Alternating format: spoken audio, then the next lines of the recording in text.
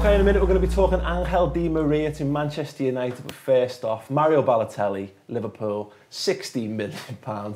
Andy, has Brendan Rodgers gone mad, or is it a piece of transfer genius? At that price, I understand why it's really tempting, but Milan were keen to get rid of him for a reason, not just to lower their wage bill, which is a constant concern of Berlusconi. He sort of bought him on a whim for, people in Italy will tell you, mainly political reasons rather than sporting ones, and can't really afford him anymore.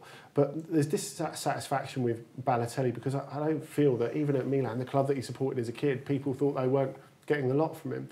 I think even with Balotelli, it's more a question of style and less a question of effort. It's something me and Ray were talking about a while ago. If you think the amount of work that Suarez does off the ball, Balotelli's never been about that. He's been about moments of individual genius. And if you think the way Liverpool ran over teams in the first 20, 30 minutes of games when they're at their very best last season, can you really imagine Balotelli being part of that sort of team and that sort of tempo? Yeah, no, it's interesting. I mean, obviously, Ray, you played with the likes of Thierry Henry, and he had quite a languid style, but I think there's a little bit of a difference, I think, or certainly in perception, between Balotelli, who comes across as lazy, perhaps, on the pitch, to the likes of that. But equally, you know, Balotelli has got a great talent. He's got a great goal-scoring record as well. Yeah. Wherever he's been, he's scored goals, and I just want to see where they're going to play him. Will he play in a Suarez role? I know good strikers have to deal with, you have a striker partner, if he's deep, you go forward.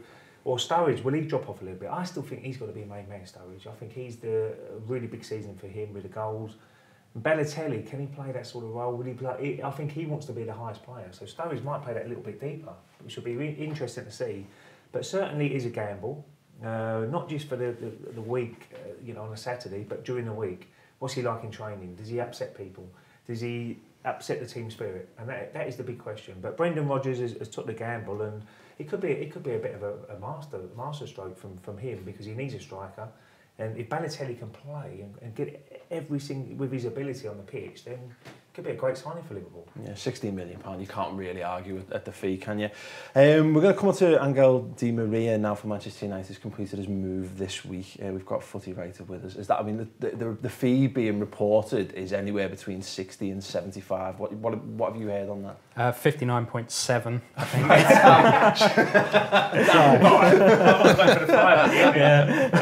It's a lot of money.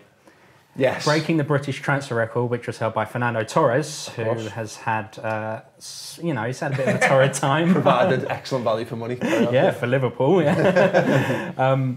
It's a lot of money. And is it really the position that they need with Mata and Kagawa, who they're now potentially looking at getting rid of for 12 million? What system will he play now? Will he look at Di Maria and say, you know, because he likes his three at the back at the moment, wing backs. But I think they might have to change for Di Maria to get the best out of him. If you're going to spend nearly £60 million, you've got to get the best out of that player. Yeah, you have to adapt to formation around him, really. So the three at the back, I mean, Blackett is a decent young player, but not Man United standard. So adjust the formation to Di Maria to possibly play three behind Van Persie with Mata and Di Maria and whoever else you want to play out there. And then you've got options. They can switch round. They'll confuse teams. Yeah. Andy, panic buy, or is it another inspired move?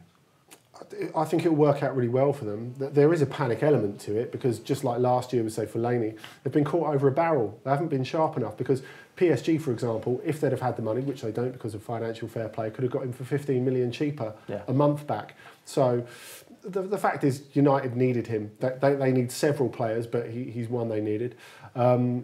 I don't think there's such a massive rejig to be made to get the best out of him, because, of course, he started wide left at Benfica. He played wide right at Real Madrid, moved further back when Gareth Bale came into the team. He's really effective in a midfield three last season, and that's where they really need that inspiration. You know, they've got good players ahead, and as we heard there, you know, there are so many number 10 types. He's not one of those. Yeah. And really, he's going to make stuff happen from deeper up if he's got a little bit of protection beside him. Great. And just lastly, one last move that completed, and one brief answer for you on this, Andy. Eto'o to Everton.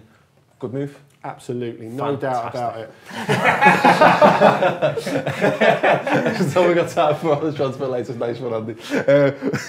We're going to be looking at Mario Balotelli in much closer detail. The Squawker comparison this week. We're going to be putting him up alongside Luis Suarez and Falcao. So don't forget to check that clip out. Plenty more moves going on between now and midnight on Monday. So check out the Ball Street YouTube channel. YouTube.com/Ball Street channel. Have a switch in the middle order here. Okay. Oh yeah. Hello, Sorry about that. It's not worked out well for Di Maria already. Okay. United are having a terrible week. So what are you going to swap him around? I think